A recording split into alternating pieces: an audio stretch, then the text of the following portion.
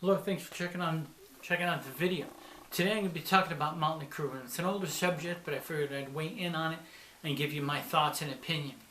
A quick flash through of the first Motley Crue albums review.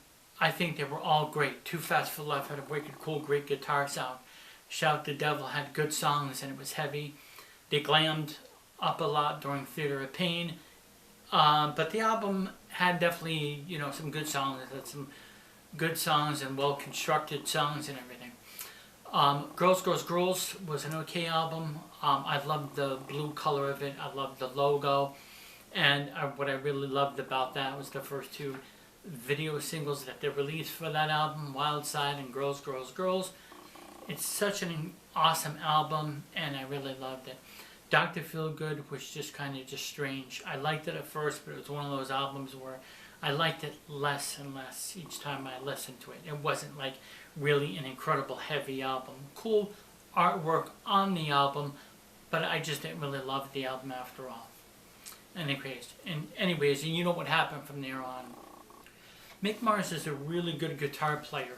He's really creative. He's no virtuoso, but what he played for the band fit the band. It was heavy. He had good solos, and he was the most respected member out of the band, and he didn't get into trouble like those three other dummies did.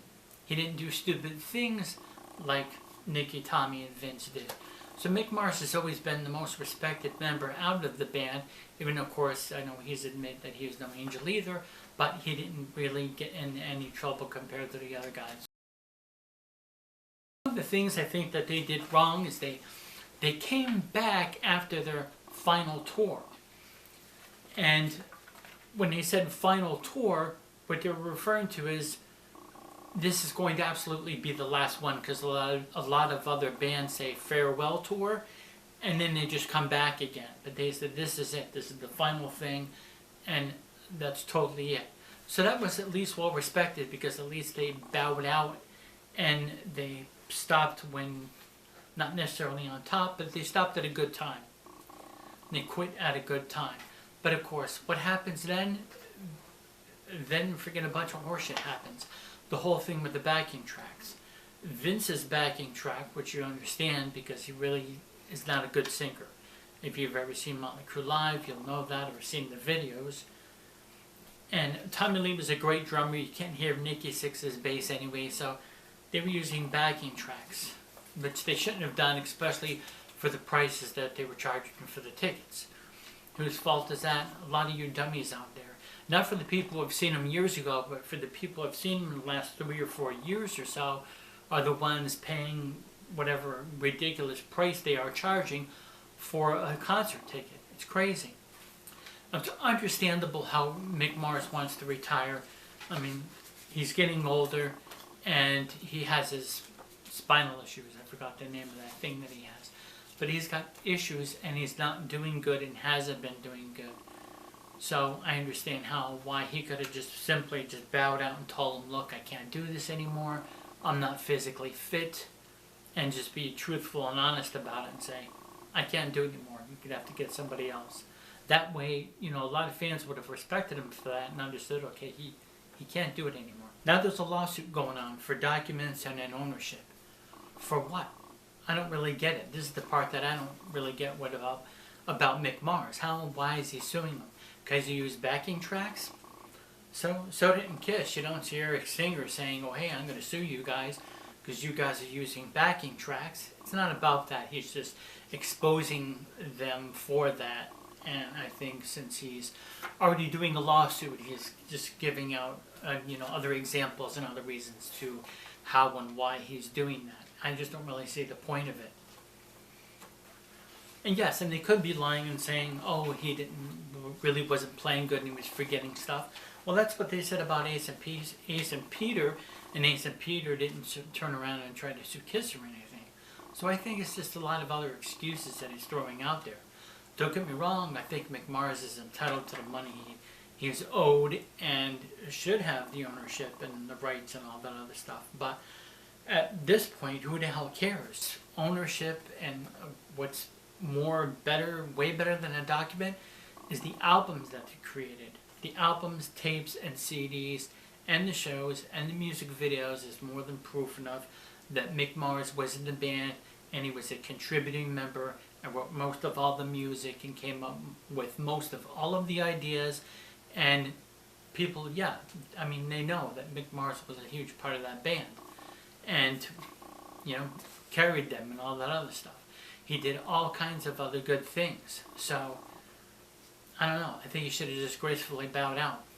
And I think he should have just retired, and of course retired from touring, and of course just do solo albums. He's got a new solo album coming out. Considering Motley Crue has been touring the last 3 years or so, I understand why they have obligations to fill because they already booked those dates and everything, and they want to just go backing out on those dates and everything, whether it be for the money, whether it be to not let fans down and say, hey, these up and coming shows we're going to be at and we're going to perform. So John Five. I think John Five is a good guitarist. I think he fits in good with the band, I guess. I don't know. I mean, it's kind of like an alternative guitarist to me. I don't see why specifically he's popular. He's good, and he's doing the Motley Crue songs good from what I've heard and stuff like that, and was a fan before. So John Five, as I understand, he took the gig because here's a band that he'd admired and he liked, and they asked him to join them, so he was going to say, oh shit, yeah, hell yeah, I'll jump up on stage and do some gigs with you and stuff like that and learn the songs. And he did a good job. I haven't heard any complaints about John Five at all. However, if they're going to be in the band, if he's going to be in the band and everything, and if they're going to be touring, which I don't know why bands do this, but they seem to do it a lot, is to retire for a little bit or take a hiatus or whatever, for whatever reason, and then they go back on tour and then go into the studio to, I guess, warm up.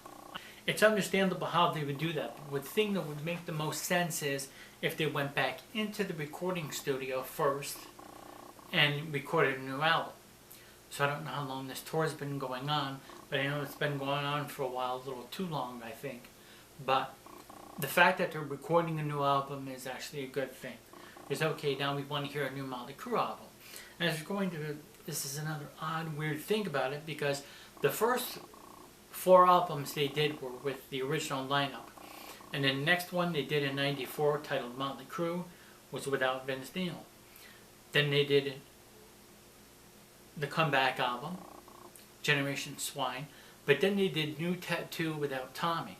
And Randy Castillo played drums for them. And that wasn't interesting because it was one album without Vince Neil and there's one album without Tommy Lee. So the Saints of Los Angeles produced, another album with all 4 original members on it. So that's what we're kind of hoping for here. If things went smoothly, Mick Mars could have said, look, I can't do the tour anymore. I still want to be in the band and whatever. When it comes time to record a studio album, I'll be there. But I physically can't do the tour. And they could have did what AC/DC did with Axl Rose. They got Axl Rose to perform some shows. Thanks for the shows. You did the shows. We fulfilled our obligation to do these shows. You're back out. Brian Johnson's back in. They could have did the same thing with Mick Mars instead of totally effing it up. But anyways, it's going to be interesting to hear the new Motley Crue album without Mick Mars. And yeah, it's just kind of odd. This one without Vince, this one without Tommy Lee. Now we're going to have a new Motley Crue album without Mick Mars. It's going to definitely change the whole dimension of the band and everything, the whole feel of it and everything. And I have confidence, and I think that John Five will do good, and we'll come up with some good stuff for the band, and I'm looking forward to hearing it. We'll see how it is. It could suck, and if it sucks, it's definitely not John Five's fault. It's probably the fault of just the songwriting structure and all that other stuff. We'll have to wait and see. But they're going to the studio now, so it's going to be maybe the ending of this year or probably the beginning of next year, even next summer, before you even hear anything new from Motley Crue. So that's what I base it on. That's what I judge it on. Not really specifically live shows. Let me hear a kick-ass, cool, rocking album. Something that these older bands should be doing. Something that Kiss and Ozzy hasn't done, but should. Thanks for watching.